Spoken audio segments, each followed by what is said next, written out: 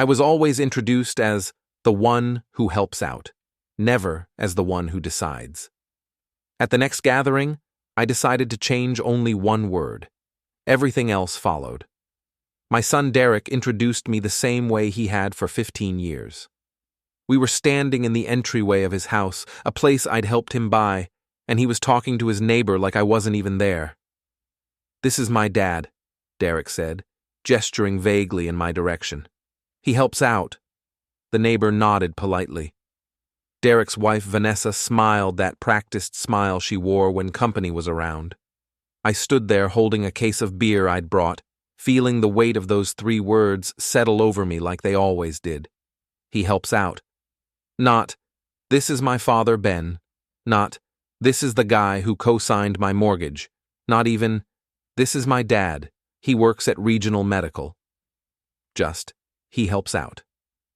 I was 54 years old. I managed facilities and operations for a hospital network that served 500,000 people. I coordinated vendor schedules, emergency protocols, maintenance crews, and supply chains across 4 buildings. I made decisions every single day that affected hundreds of lives. But to my children, I helped out. "Beer's getting warm," I said, and walked past them into the kitchen. The gathering was supposed to be casual. Sunday afternoon, family only, Derek and Vanessa's place. My daughter Jenna was already there with her husband Kyle, sitting at the kitchen island with drinks that cost more than my lunch. Jenna looked up when I walked in, then looked away just as quickly. That should have been my first real warning. "Dad," she said, "thanks for coming." "Wouldn't miss it," I replied, setting the beer down on the counter. Kyle didn't look up from his phone. He never did. I'd known the man for 6 years, and I could count on one hand the number of times he'd made eye contact with me. Vanessa came in behind me, already talking. "So we wanted to get everyone together because there's some things we need to discuss. Family business." I pulled out a stool and sat down. "What kind of business?" "Well," Derek said, walking in with that confident stride he'd perfected in his 30s, "it's about Grandma's property." My mother had died 8 months earlier. The property in question was 40 acres in the hill country, with a main house, a guest cottage, and enough land that it had been in our family for 3 generations. She'd left it in a trust, naming me as executor. "What about it?" I asked. Vanessa exchanged a look with Derek. It was quick, practiced. The kind of look that happens when people have rehearsed a conversation. "We think it's time to make some decisions about the future," Vanessa said, "before things get complicated." "What's complicated about it?" "Maintenance," Derek said. "Taxes, upkeep. It's a lot of work, and we know you're busy with your job." "I manage it fine." "For now," Jenna added quietly. "But what about later?" I turned to look at my daughter. She was 31, worked in marketing for a tech startup, and had always been the quieter one. The one who let Derek take the lead. But she'd just inserted herself into the conversation with surgical precision. "Later when?" I asked. "Dad, we're not trying to pressure you," Derek said, using that voice he probably used with clients. Smooth, reasonable, slightly condescending. "We just want to make sure everyone's on the same page. Grandma would have wanted us to work together on this." Work together. That phrase landed differently than it should have. "I'm the executor," I said. "There's nothing to work on. The trust is clear." "Right. But the trust also names all of us as beneficiaries," Vanessa said. She'd pulled out her phone, scrolling to something. "And there are provisions for shared decision-making in certain circumstances." I'd read that trust document a dozen times. I knew every word. And she was technically correct. There were provisions. But they didn't apply to anything we were currently facing. "What circumstances?" I asked.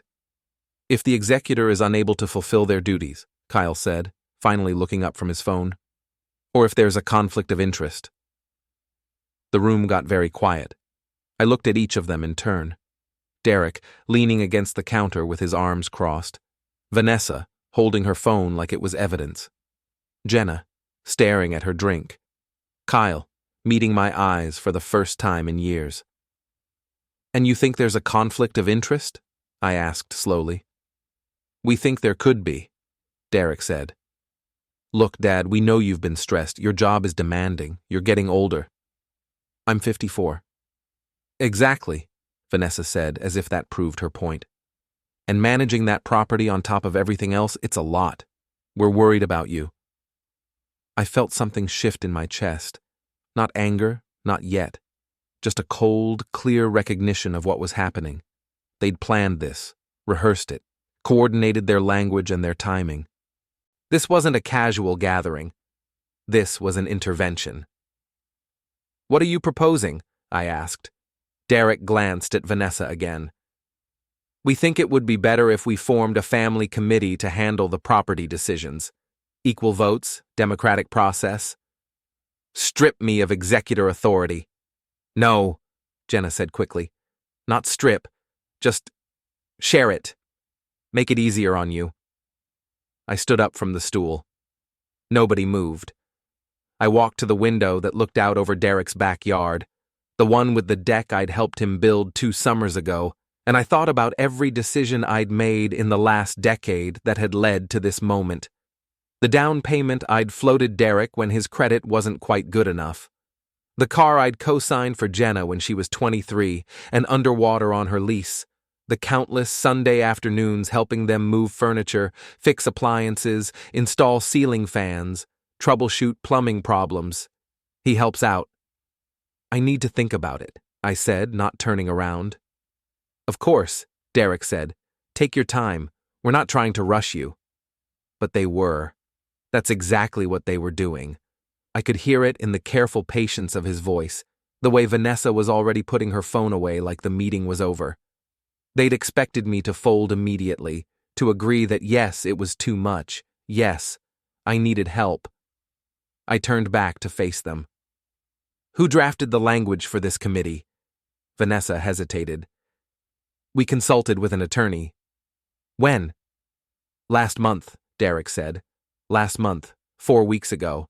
They'd been planning this for at least that long, probably longer, and they'd waited until now, until they had everyone assembled to present it to me. I'm going to head out, I said. Jenna stood up. Dad, please don't be upset. We're doing this because we care. I'm not upset, I said, and that was the truth. I wasn't upset. I was something else entirely, something colder and more focused. I just need to think. I walked to the entryway, past the coat rack where my jacket hung, past the photos on the wall of Derek's perfect family moments. Vanessa followed me. Ben, she said, using my first name like we were peers. This is really for the best. You'll see. I looked at her. Really looked at her. Vanessa was 36, attractive in that calculated way that some women are, with perfect teeth and perfect hair and a perfect understanding of how to manage a room. She'd been managing Derek since the day they met. I'll let you know, I said. I walked out to my truck in the driveway.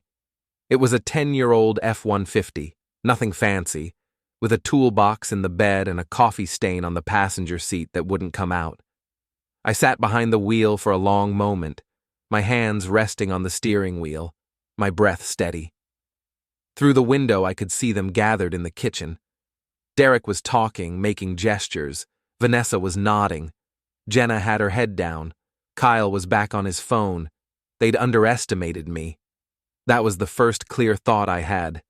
They'd looked at the man who helped out, the one who showed up when called, the one who never made waves, and they'd assumed that man would never fight back. They were wrong. I started the truck and pulled out of the driveway. I didn't speed. I didn't slam anything. I drove exactly the speed limit back to my apartment, parked in my assigned spot, and walked inside. My place was small. 1 bedroom, functional kitchen, living room with a couch and a TV I barely watched. The kind of place a man lives in when he's put most of his resources into helping his kids build their lives. I sat down at my kitchen table and pulled out my phone. I had 3 contacts I needed to reach. The first was my attorney, Paul Brennan, who'd helped me set up the trust when my mother first got sick. The second was my mother's financial advisor, a woman named Grace Liu, who knew every detail of the estate.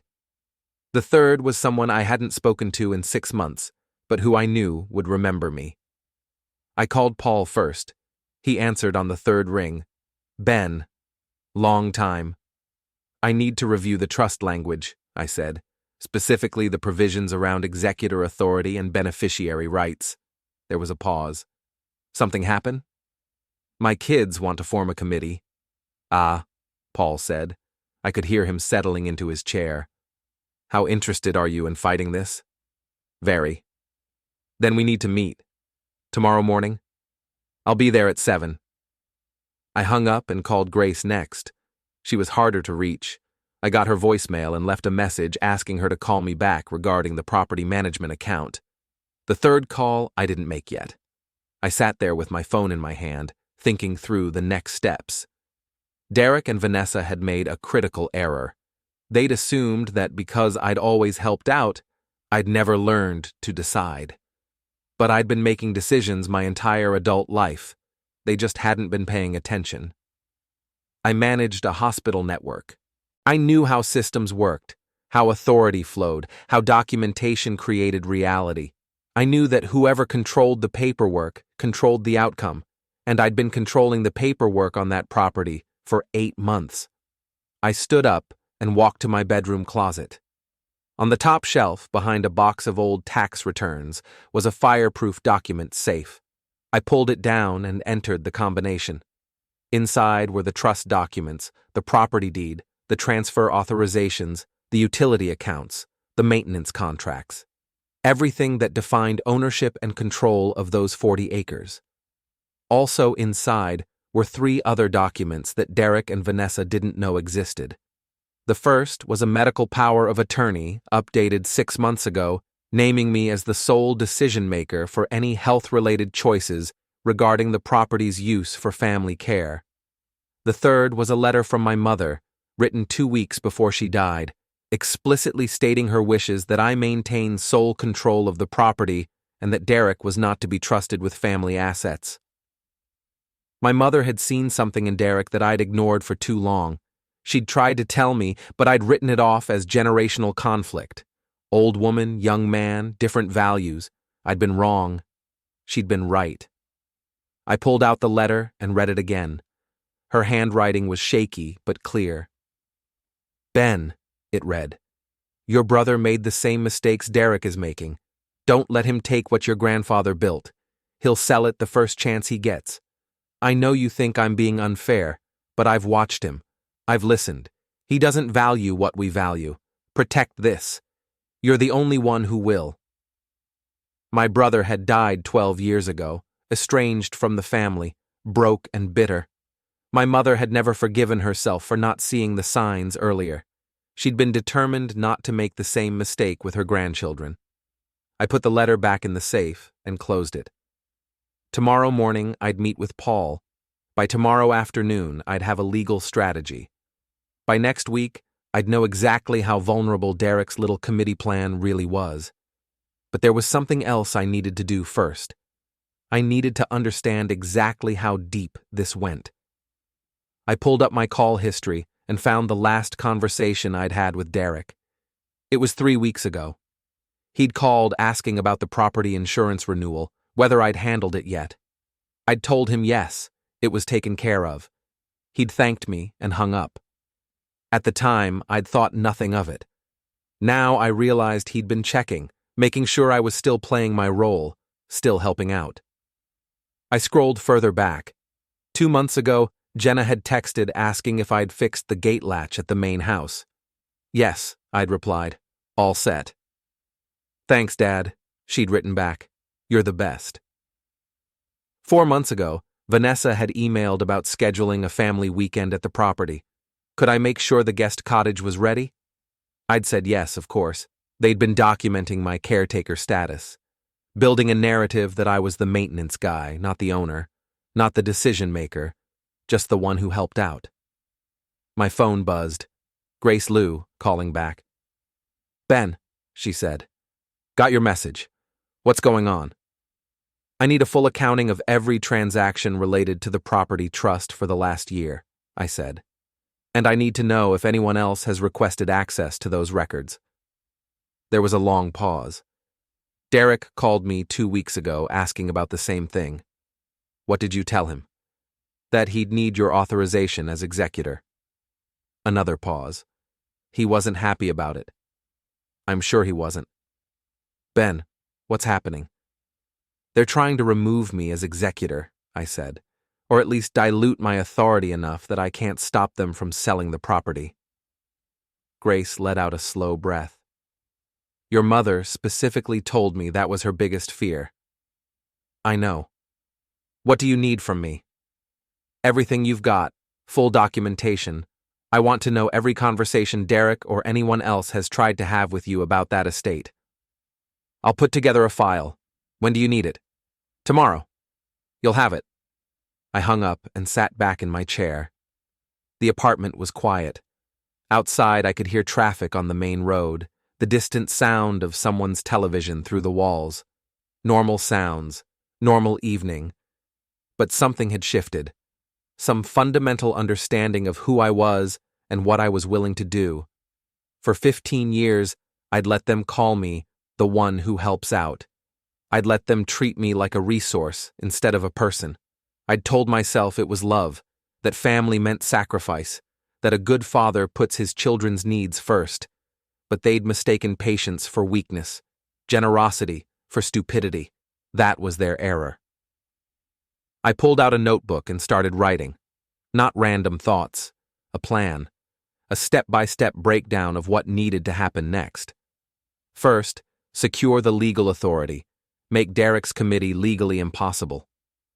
Second, identify what they actually wanted from the property. Sale, development, leverage for something else. Third, cut off their access to information until I controlled the narrative. Fourth, wait for them to make the next move, then use it against them. I wrote for an hour, filling pages with details, backup plans, contingencies. By the time I stopped, my hand was cramping and my coffee had gone cold, but I had a framework. I stood up and walked to the window. My apartment overlooked a parking lot and a small park beyond it. At this hour, the park was empty except for a couple walking their dog. I thought about Derek's house, with its perfect landscaping and its perfect furniture and its perfect life built on money I'd helped him secure. I thought about Jenna, who'd called me crying at 2 a.m. when her first marriage fell apart, who I'd driven 6 hours to pick up and bring home, who hadn't bothered to look me in the eye tonight. I thought about Vanessa and Kyle, who'd married into this family and immediately started calculating their share. And I thought about my mother's letter, her shaky handwriting warning me about the thing I hadn't wanted to see. They'd underestimated me because I'd let them. That ended now. I picked up my phone and made the third call, the one I'd been putting off. It rang 4 times before a familiar voice answered. Ben? That you? Yeah, I said. It's me. Been a while. I know. I need a favor. There was a pause, then a low chuckle. Must be serious if you're calling me. The voice belonged to Frank Kowalski, my former supervisor at the hospital, now retired. Frank had taught me everything about facilities management, about how buildings worked, how systems connected, how to find leverage in structure. He'd also taught me something else, how to make people very uncomfortable without ever breaking a rule. It's family business, I said. I need some creative thinking. Creative like what? Creative like shutting down access to a property without making it obvious. Frank was quiet for a moment. This about your mom's place? Yeah. Your kid's giving you trouble? Something like that. All right, Frank said. Come by tomorrow afternoon. Bring the property specs and the maintenance records. We'll figure something out. Thanks, Frank.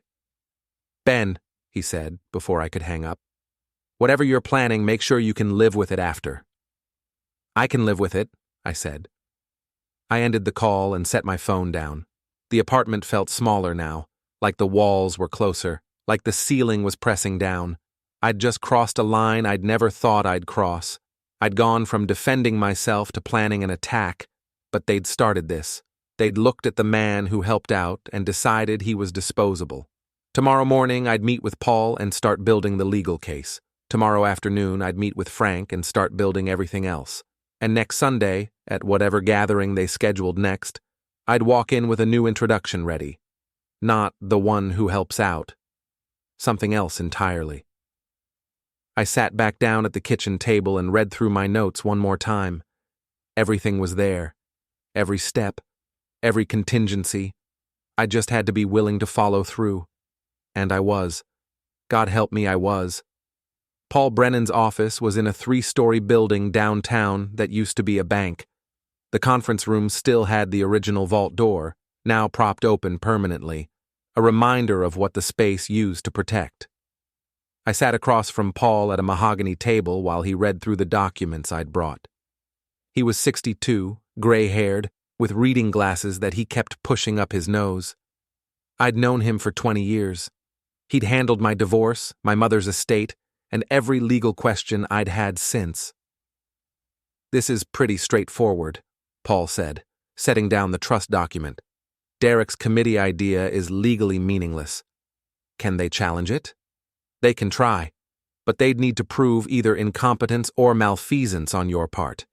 Given that you've maintained the property, paid all taxes and utilities, and kept detailed records." He gestured at the files I'd brought. "They don't have a case." Vanessa said something about shared decision-making provisions. Paul flipped to a section marked with a yellow tab. "There are provisions, but they're contingent on your voluntary participation. You can't be forced into committee oversight unless you're declared mentally unfit or there's evidence of financial misconduct." Neither of which applies. Correct. Paul took off his glasses and looked at me directly. "Ben, what are you actually worried about here?" I'd been thinking about that question all night. "I think they're going to push harder, make this public somehow, try to create a narrative that I'm mismanaging things. To what end? Force me to share authority or step down entirely." Paul leaned back in his chair. "That's a hard play to make without evidence. But if they're determined, they could make your life difficult. Court challenges, family pressure, social complications. I can handle difficult. I'm sure you can. The question is whether you want to." He paused. "There's another option. You could offer them a buyout, settle their inheritance early, remove them from the trust entirely. I'd considered that. It would be clean, final, but it would also mean letting them win." "No," I said. "That property stays in the family." "Your family or their family?" It was a good question, one I didn't have a perfect answer for yet. "My mother wanted me to protect it," I said. "That's what I'm going to do." Paul nodded slowly. "Then we need to prepare for a fight. I'll draft a formal response to their committee proposal, citing the amendment and your legal authority. We'll send it to Derek directly, make it clear there's no room for negotiation." "How long will that take?" "I can have it ready by tomorrow." "Do it." I left Paul's office at 9:30 and drove to a coffee shop near the hospital. Grace Liu was waiting for me at a corner table, a briefcase beside her chair. Grace was 45, precise in everything she did, with a reputation for protecting her clients' interests like they were her own. My mother had trusted her completely. "I printed everything," she said, sliding a thick folder across the table. "Every transaction, every inquiry, every communication related to the trust for the last 18 months. I opened the folder and started scanning. Property tax payments, insurance renewals, maintenance expenses, utility bills, everything organized by date, each entry annotated with notes. "Derek called me 3 times in the last 2 months, Grace said. The first time was about the insurance renewal. The second was asking about the property valuation. The third was requesting copies of all financial records." "What did you tell him?" "That he'd need your authorization as executor, each time." I found the documentation of Derek's calls. Grace had logged dates, times, and exact wording of his requests. "He got frustrated the last time," she said. "Implied that I was being obstructionist." "What exactly did he say?" Grace pulled out her phone and scrolled to a note. Quote, I'm a beneficiary of this trust, and I have a right to know how my inheritance is being managed. My father isn't going to live forever, and when something happens to him, I need to be prepared. I read the words twice. When something happens to me. I found it concerning, Grace said carefully. Did he threaten me? Not explicitly, but the implication was clear. He's thinking about a future where you're not in the picture. I closed the folder. What's the property worth now? I had it appraised 6 months ago. Between the land value and the structures, approximately $2.4 million. And if it's sold? Depends on the buyer. A developer would pay more. Someone wanting the land intact, less. But you'd be looking at somewhere between $2 and $3 million, minus taxes and fees. I did the math quickly. Split 3 ways, Derek and Jenna would each walk away with $600,000 to $700,000. Enough to matter. Enough to fight for. Has anyone else contacted you? I asked. Vanessa called once, asking general questions about estate management. I told her to speak with you. She didn't like that answer. I wasn't surprised. Vanessa was used to getting what she wanted through charm and persistence. Being told no by a financial advisor wouldn't sit well. Can you lock down access to these records? I asked. Make it so nobody can request anything without going through me first? Already done, Grace said. I updated the authorization protocols yesterday after you called. As of now, any inquiry related to the trust requires your written approval. Good. Grace hesitated. Ben, can I ask you something? Go ahead. What are you planning to do with the property? Long term? It was a question I'd been avoiding. The honest answer was that I didn't know. I'd been so focused on protecting it that I hadn't thought about what came after. Keep it, I said. Maintain it. Maybe use it myself someday. And your children? Not before. Grace nodded like she'd expected that answer. Your mother would approve. I left the coffee shop and drove to the hospital. I had a shift that started at 11, and I needed the normalcy of work. The predictable problems, the solvable issues. My office was in the basement level, a windowless room with a desk, 2 monitors, and a wall of filing cabinets. I'd worked here for 16 years. I knew every inch of this building, every system, every backup protocol. I sat down and checked my emails. 37 new messages since yesterday. I sorted through them methodically. A maintenance request for the 3rd floor HVAC, a vendor invoice that needed approval, a scheduling conflict for the weekend cleaning crew. Normal, manageable. My phone buzzed. A text from Derek. Hey Dad, just checking in. Have you thought about what we discussed? I stared at the message for a long moment. The casual tone. The checking in like this was about dinner plans instead of an attempt to take control of my mother's estate. I typed back, still thinking. I'll let you know. His response came immediately. No rush. Just want to make sure we're all on the same page. There it was again. We. Same page. Language designed to make this sound collaborative instead of adversarial. I set my phone down and pulled up the property management database on my computer. I'd been maintaining digital records for the last 8 months. Every repair, every expense, every decision logged with timestamps and documentation. I scrolled through the entries, looking for anything that could be used against me, anything that might suggest mismanagement or neglect. There was nothing. I'd been meticulous. But that wouldn't stop them from trying to create a narrative. At 2 o'clock, I left the hospital and drove to Frank Kowalski's house. He lived 20 minutes outside town in a ranch-style home with a workshop in the back. Frank was waiting on his porch when I pulled up, a beer in his hand despite the early hour. Ben, he said, waving me over, come on in. I followed him through the house to the workshop. It was organized chaos, tools hanging on pegboards, half-finished projects on workbenches, blueprints tacked to the walls. Show me what you've got, Frank said. I spread out the property specs on a cleared space, site map, building layouts, utility connections, access roads. Frank studied them while drinking his beer. 40 acres, main house, guest cottage, 2 outbuildings, well water, septic system, private road access. Right. And you want to make it inaccessible without being obvious about it. I want to make it so they can't use it without my approval. Frank nodded slowly. Utilities are the key. Water, electric, septic. You control those, you control the property. How? He pointed to the well system. Water pump needs regular maintenance. If it fails, the property is uninhabitable. Takes weeks to get a replacement pump.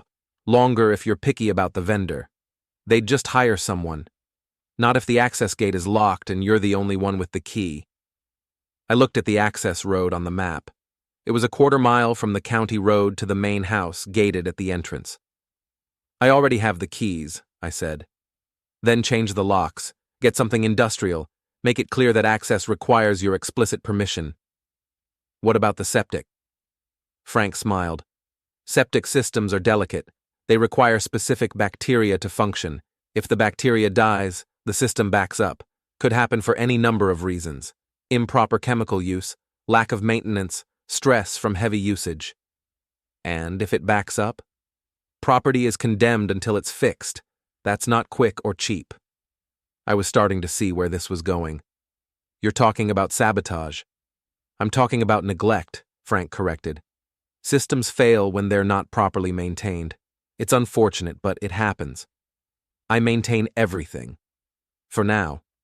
But if you decided to stop, if you decided the property was too much work, too much stress. He shrugged. Things break down. That's just reality. I stared at the blueprints. Everything Frank was describing was technically legal. I had the authority to manage the property however I saw fit. If I chose to reduce maintenance, that was my decision. But it was also deliberate sabotage, a way to make the property unusable without technically destroying anything. There's risk, Frank said. If they figure out what you're doing, they'll use it against you. Claim you're damaging the estate out of spite. What if I document everything?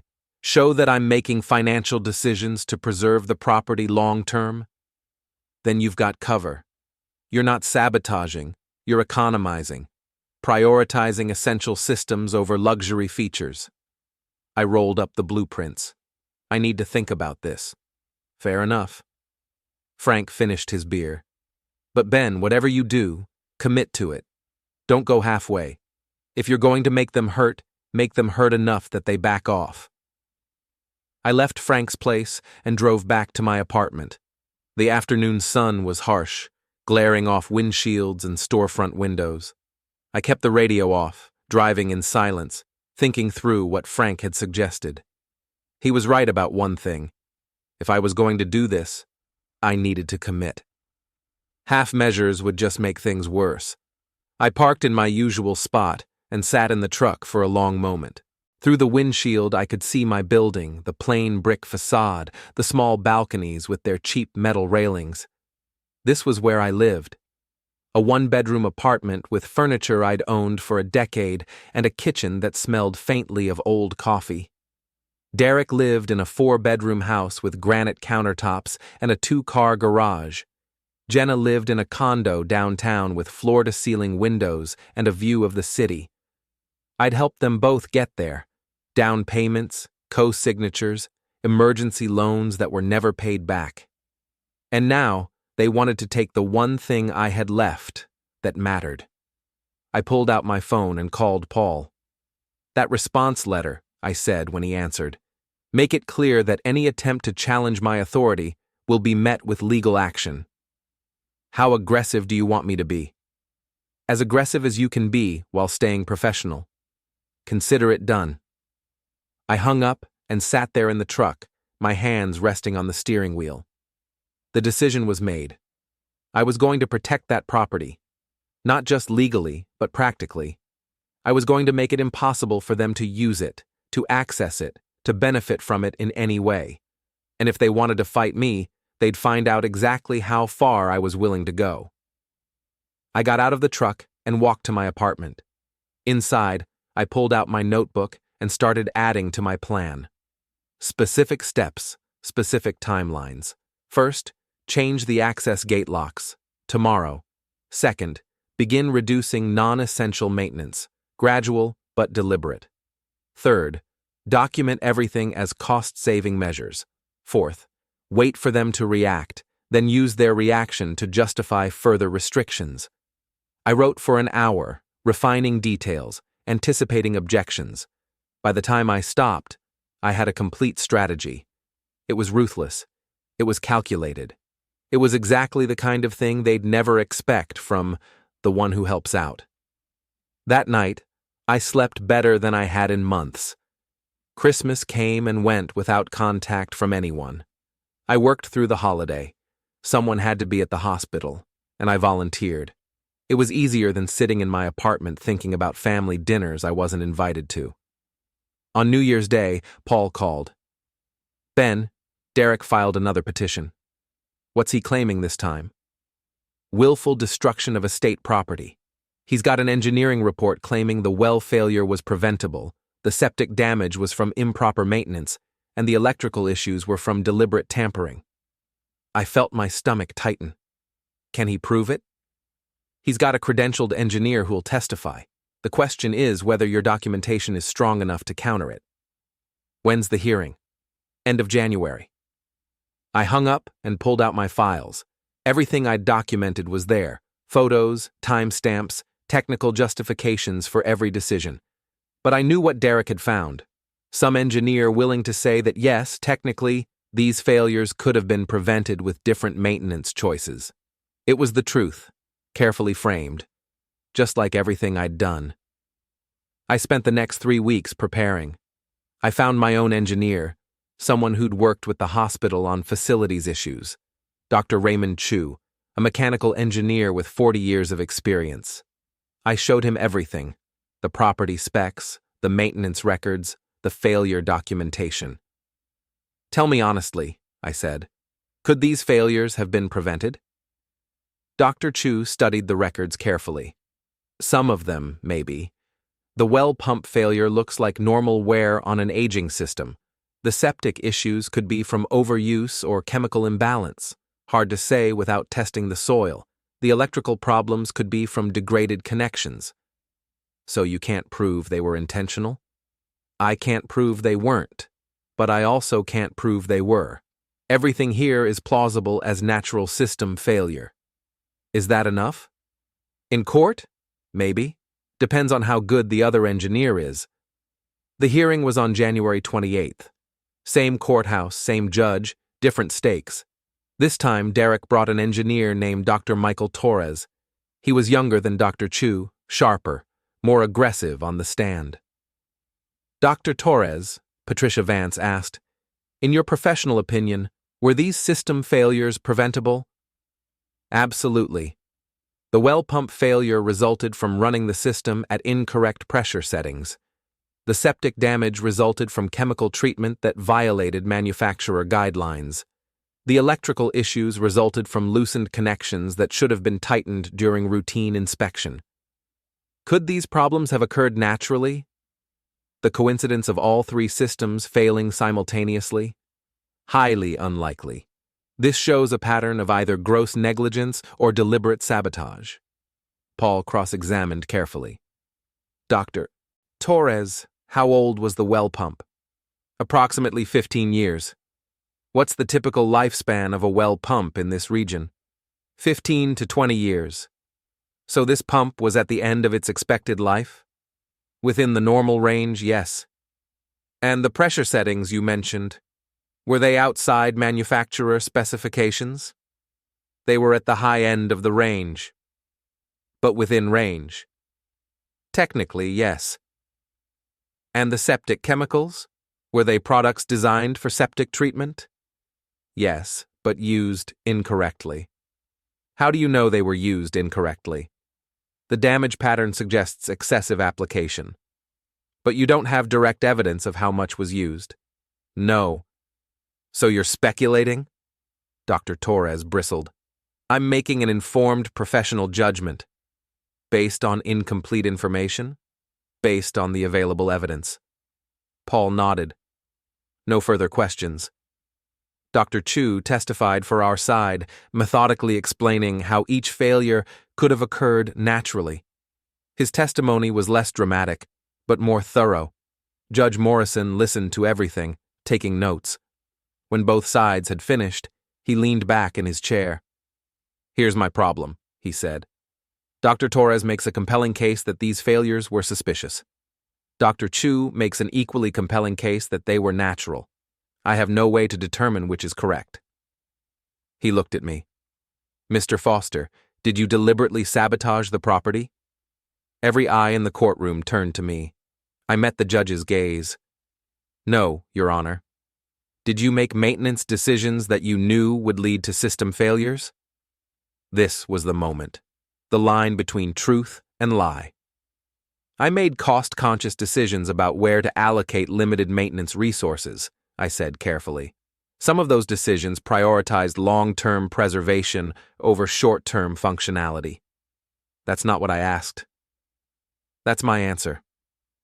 Judge Morrison stared at me for a long moment. "I'll be honest with you, Mr. Foster. I don't believe you. I think you knew exactly what you were doing, but I can't prove it, and that's what matters in court." He banged his gavel. "Petition denied. Mr. Foster retains his authority as executor. However," he pointed at me, "I'm ordering a third-party property inspection every 6 months. If there's any evidence of continued deterioration from neglect or sabotage, I'll revisit this decision." It was a partial victory. I'd kept my authority, but I was now being watched.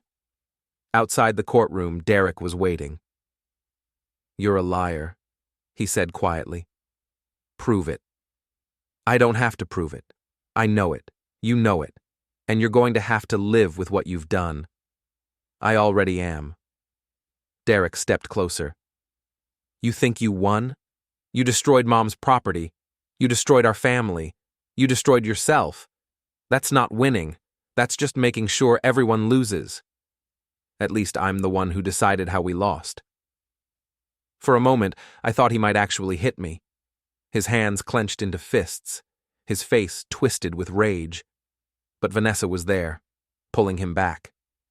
"He's not worth it," she said. "Let's go." They left. Jenna followed them, not looking at me. I stood there in the courthouse hallway, alone. Paul came up beside me. "You okay?" "Yeah." "Ben, the judge was right. I know you sabotaged that property." "Can you prove it?" "No. But that doesn't make it any less true." He paused. "What are you going to do now?" I thought about that. The property was destroyed. My relationships were destroyed. But I still had authority. I still had control. "I'm going to fix it," I said. "Fix what?" "The property. Repair the well, repair the septic, fix the electrical, make it functional again." "Why?" "Because it's mine, and I'm not letting it rot." Paul looked at me like I was crazy. Maybe I was. "How are you going to pay for that?" "I'll figure it out." I spent the next week getting estimates. The well repair was still $32,000. The septic was $18,000. The electrical work was another $5,000. $55,000 total. I didn't have $55,000. I had my salary, my retirement account, and the equity in my truck. I sold the truck. Got $12,000 for it. I took out a loan against my retirement. $30,000. I borrowed the rest from Frank, who gave it to me without questions. By March, I had contractors at the property, drilling a new well, excavating the septic system, rewiring the electrical panel. I was there every day after work, watching the progress, making sure it was done right. The well went in first. Modern pump, new tank, updated controls, better than what had been there before. The septic took longer. They had to dig up the entire drain field, replace the tank, install new distribution lines. The electrical was quickest. New panel, new wiring for the main circuits, everything up to code. By April, the property was functional again. Better than functional. It was modernized. I'd destroyed it and rebuilt it. And I'd done it alone. The first time I turned on the water after the repairs, I stood in the kitchen of the main house and watched it flow clear and cold from the tap. My grandfather had built this house. My grandmother had lived here. My mother had died here. And I'd almost destroyed it to spite my children. I turned off the water and sat down at the kitchen table. The house was quiet, empty. The repairs had made it functional, but they hadn't made it home. I thought about Derek's words in the courthouse. You destroyed our family. He was right. I had. Not because I was protecting anything. Because I was angry. Because I was tired of being dismissed and diminished and treated like a resource instead of a person. And I'd turned that anger into a weapon that had hurt everyone, including myself. My phone buzzed. A text from an unknown number. Dad, this is Jenna. I got a new number because I couldn't handle seeing your name in my contacts anymore. I just wanted you to know that I'm done. I'm done trying to fix this. I'm done hoping you'll change. I'm done being hurt by you. I hope the property was worth it. I read the message 3 times. Then I deleted it. I locked up the house and drove home in the rental car I'd been using since selling my truck. The apartment felt smaller than ever. I sat at my kitchen table and pulled out my notebook, the one where I'd planned everything, every step of the sabotage, every calculated move, every deliberate choice. I read through it, page by page. This was what I'd become. A man who destroyed something beautiful to prevent someone else from having it. I tore out the pages one by one and burned them in the sink. The smoke alarm went off. I opened a window and let the smoke clear. When the notebook was gone, I sat back down. I'd won every legal battle. I'd maintained my authority. I'd repaired the property. But I'd lost everything that mattered, and I couldn't fix that. I couldn't undo the choices I'd made. I could only live with them.